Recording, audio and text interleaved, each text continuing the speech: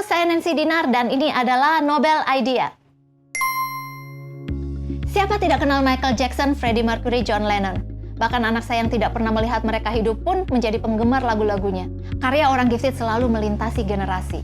Lagu-lagu mereka sangat menyentuh kalbu, membuat kita ikut menyanyi, menari, menangis dengan liriknya, terbawa bersama dengan emosi yang mereka ciptakan. Apakah itu lagu tentang cinta, perdamaian dunia, atau kisah kehidupan seorang tikus? Semuanya bisa membawa orang hanyut dalam emosi. Lagu mereka mengubah diri seseorang, mengubah budaya bangsa, dan mengubah dunia. Tapi tahukah Anda bahwa untuk merasakan emosi yang dalam tidak akan dialami oleh semua orang? Seorang gifted memiliki intensitas dalam hal sosial emosional yang disebut overexcitability atau supersensitivity, istilah yang diciptakan oleh Kazimierz Dabrowski. Perasaan yang membawa seorang gifted menciptakan karya menakjubkan adalah perasaan yang sama yang membawa mereka pada jurang depresi dan ketidakberdayaan. Mari kita pahami apa yang dirasakan seorang gifted. Pertama, rasa sakit. Semua orang merasakan sakit. Kita merasakan sakit secara fisik maupun emosi. Secara fisik dapat dirasakan oleh sensori kita. Secara perasaan diterjemahkan oleh emosi kita. Karena super sensitif, maka sakit yang biasa dirasakan oleh orang lain bagi orang gifted jauh lebih kuat, pekat, dan hebat. Rasa sakit ini bisa menimbulkan empati yang luar biasa dalam hati mereka. Mereka tidak tahan melihat orang susah, orang yang galau, atau jika dunia akan punah.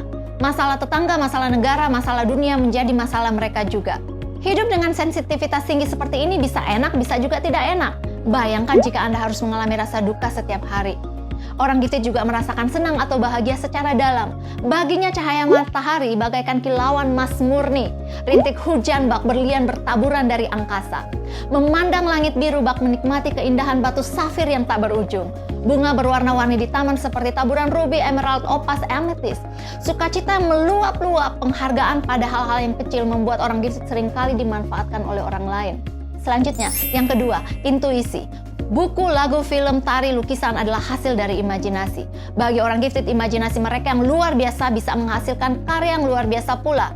Pekatnya imajinasi mereka sehingga kadangkala imajinasi tersebut menjadi lebih nyata dari dunia nyata. Seorang gifted jadi sulit tidur karena imajinasinya yang tidak berhenti. Imajinasi ini bisa seperti hantu yang mengikuti terus-menerus tanpa bisa diusir. Imajinasi, emosi, dan sensori yang kuat bisa menciptakan intuisi yang luar biasa, membuat seorang gifted mengalami dimensi dunia yang berbeda, dunia yang tidak dipahami oleh orang sekitarnya. Seringkali ini membuat orang gifted kesepian, merasa tidak dimengerti, atau merasa takut karena mengetahui sesuatu yang tidak diketahui oleh orang banyak. Mereka dengan jelas dapat melihat konsekuensi dari apa yang sedang terjadi, meramal masa depan, dan melihat dunia lain. Yang ketiga, energi. Seorang gifted memiliki energi yang tidak habis-habisnya, merupakan kebutuhan bagi mereka untuk terus bergerak, berbicara, dan melakukan sesuatu. Mereka tidak bisa diam sehingga sering dianggap tidak sopan dan tidak kompromi. Energi yang berlimpah-limpah ini bahkan membuat seorang gifted mengabaikan istirahat dan tidur. Seringkali mereka disalahpahami sebagai penderita ADHD atau bipolar. Yang terakhir, rasa ingin tahu. Dengan rasa ingin tahu yang luar biasa membuat orang gifted selalu ingin belajar. Jika kebanyakan orang belajar untuk mendapatkan gelar atau menambahkan skill yang berhubungan dengan karir, orang gifted belajar untuk memenuhi rasa ingin tahu mereka yang dalam. Jika orang lain membutuhkan 4 tahun untuk mencapai sarjana, seorang gifted tidak betah belajar selama itu. Ia belajar lebih cepat, dalam, dan jauh dari orang lain. Setelah rasa ingin tahunya terpenuhi, minatnya berganti. Seringkali mereka tidak menyelesaikan sekolah bukan karena mereka tidak pandai atau malas belajar, melainkan mereka telah tahu dan minat berubah. Gelar dan kedudukan bukan tujuan utama bagi orang gifted, sehingga jangan kaget jika mereka tidak mencapai apa-apa. Mereka sering disalah mengerti sebagai orang yang tidak stabil dan tidak konsisten.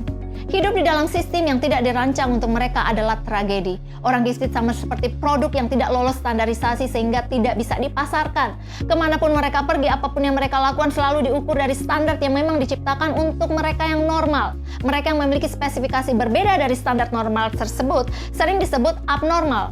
Apakah orang gifted adalah abnormal? Apa sebenarnya yang dimaksud dengan normal sehingga ada yang tidak normal? Norma, rata-rata, median adalah istilah yang diciptakan pada bidang ilmu statistik untuk mengukur tingkat diskrepansi suatu populasi. Semakin tinggi diskrepansi dari titik tengah, maka semakin tidak normal. Sementara itu perasaan manusia, kebutuhan sosial, emosional manusia sangat beragam dan tidak bisa diukur secara linear. Menjadi seorang gifted sama seperti seorang yang memiliki tinggi badan 2 meter yang diukur ketinggiannya dengan meteran sepanjang 1,5 meter. Kelebihan tingginya bukan dirayakan, melainkan tidak diakui atau dianggap tidak ada.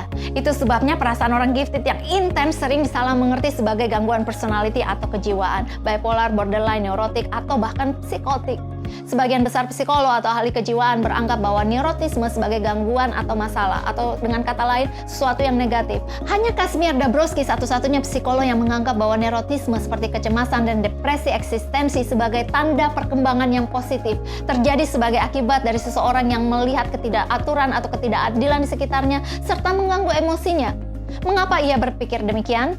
Ikuti terus seri Noble Ideas ini untuk mengetahui dan mengenal lebih dalam tentang giftedness. Sampai jumpa.